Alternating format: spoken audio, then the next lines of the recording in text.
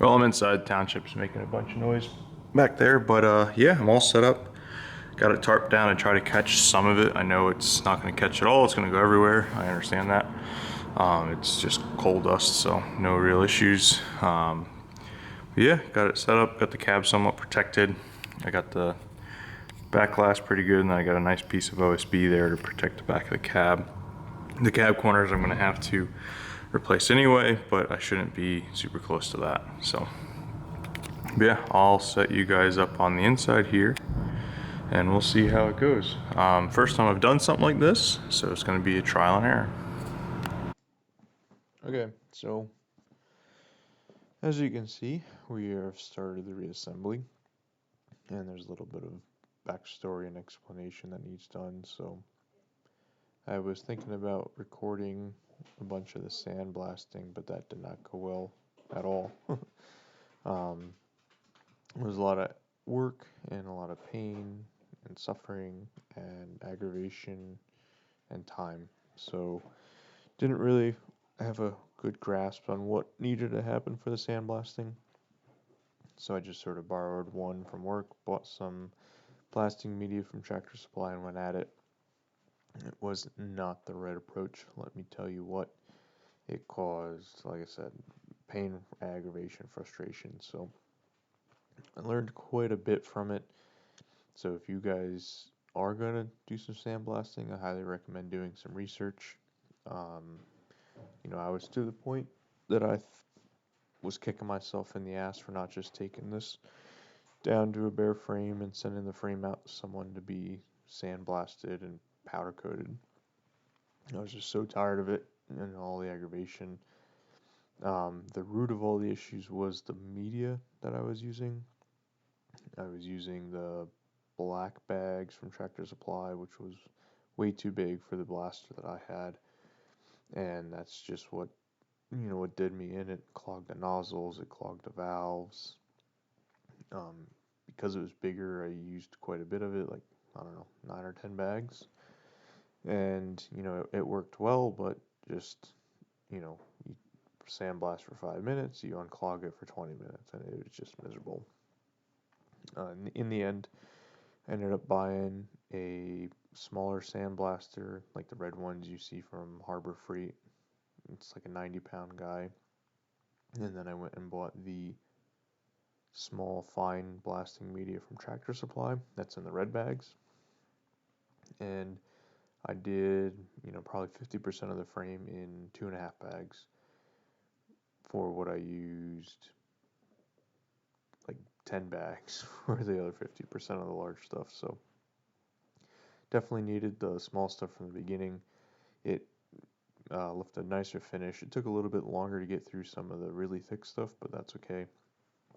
Once I got all the kinks ironed out, I was maybe 2.5 hours worth of sandblasting the rest of the 50%, and I was done. Where the first half of the frame took like 6 weeks.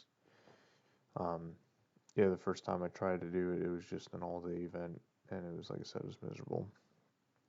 But either way, I got the rest of the frame sandblasted, and as you can see here, there's some paint on it.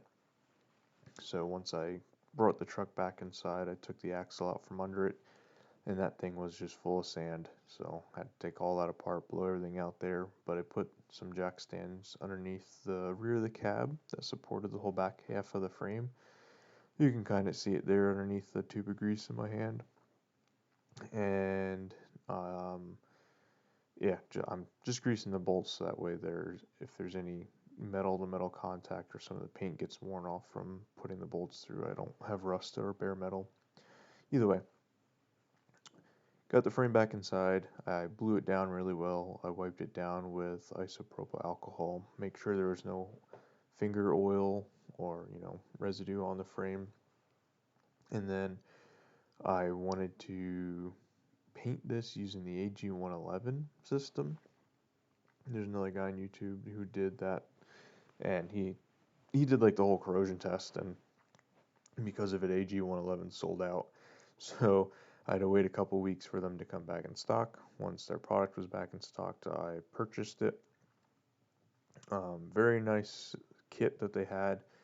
It comes with the rust preventative sealant, the AG111 top coat, and then a little bit of reducer cleaner, and then all the instructions that you need.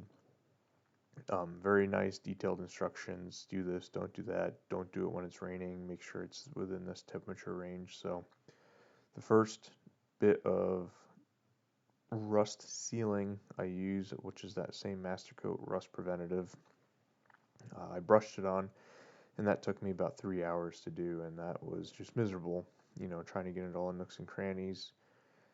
It is relatively thick, and I didn't want to thin it out because you can kind of use it to help fill in rust pitting.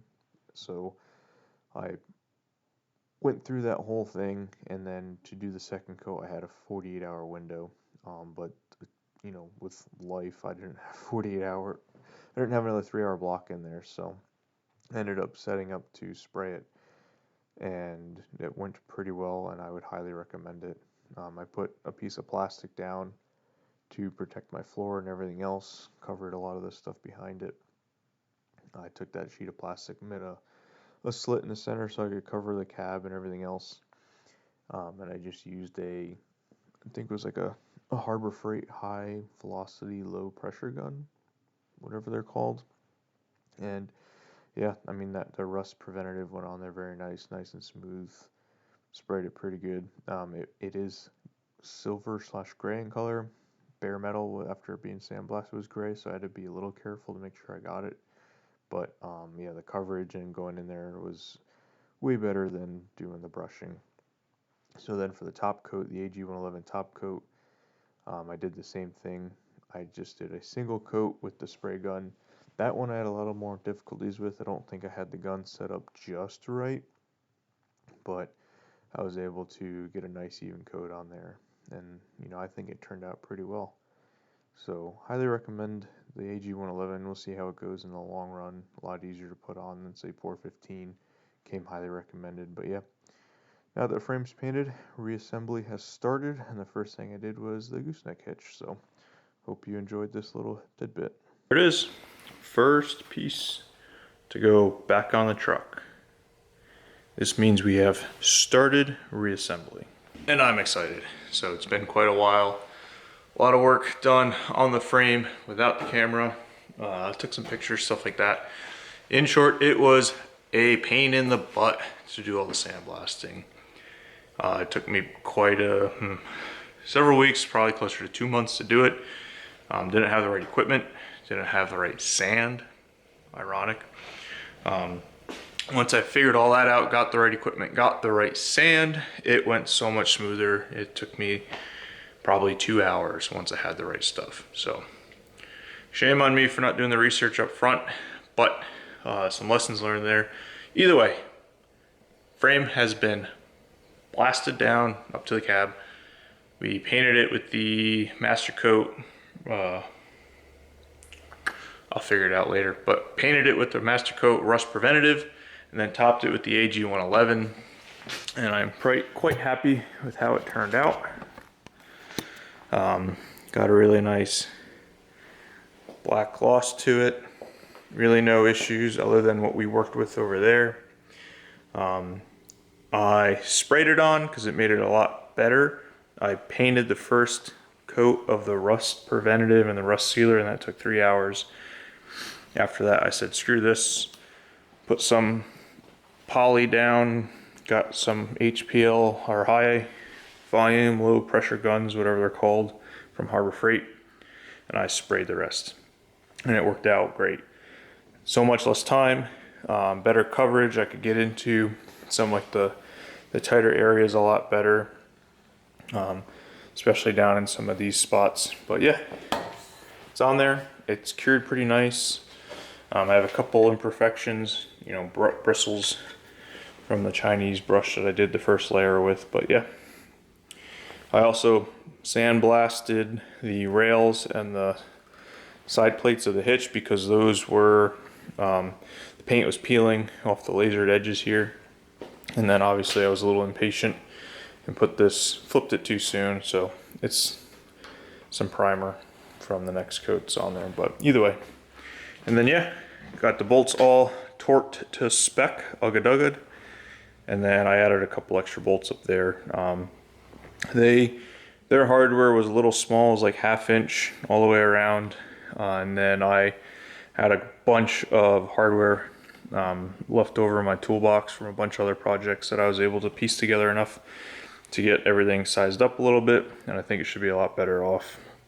One thing I want to play with or determine later is how thick this plate is. You know, it's maybe a 1/4 inch plate. Since this is a draw tight hitch, I wonder if a B&W is any thicker. So if you know, let me know in the comments, please. But that might be the only thing I change in the future, is trying to put a thicker plate on here, because technically this hitch is rated to 16,000 pounds. At least that's what the sticker said. But I don't have any concerns about this. This is a Bully Dog 30,000 pound center section. But just looking at everything else, my assumption is this is only rated to 16, either because that's what these trucks were rated for, or because of the thickness of this sheet metal. Let me know your thoughts. So yeah, other than that, I'm working on the axle here. I have some aftermath of the sandblasting fiasco. I painted this guy with POR 15, and I'm quite disappointed in it, actually. So a lot of the paint is flaking off, just kind of, you know, it's just peeling off. I did not sandblast this, I power washed it, degreased it, scuffed up the surface, and yeah, the paint really didn't stick worth a crap. So I'm gonna go back through, brush off all the loose stuff, blow out all the sand that was in here from the sandblasting, and then I'm just gonna rattle can it. Nothing special, it's an axle. It's gonna get dinged up anyway. So once I'm done with that though,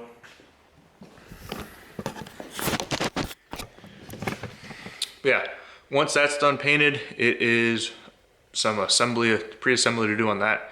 Brake lines, the brakes on the sides, and then the brake cables and some of the electronics. So that'll go pretty quick. I want to do the brake lines there first. I haven't done brake lines in a long time, so I want to sort of do the easy bits first and then go on to the more difficult side. So yeah, that's what's coming next. So gonna put this out there just to make sure you guys are still up to speed on what's going on, and then yeah, hopefully things get going a little bit smoother and a little faster.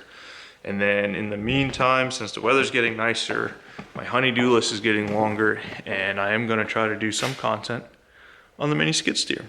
So that should go pretty well. I got a video on servicing that, changing all the fluids, all that fun stuff, the things you need to do before you actually use it. So, and then once the weather gets a little warmer, got some projects like the driveway. So stay tuned. Please like, comment, and subscribe. And anything you think I should do differently, let me know down in the comments. And I'll see you guys on the next one.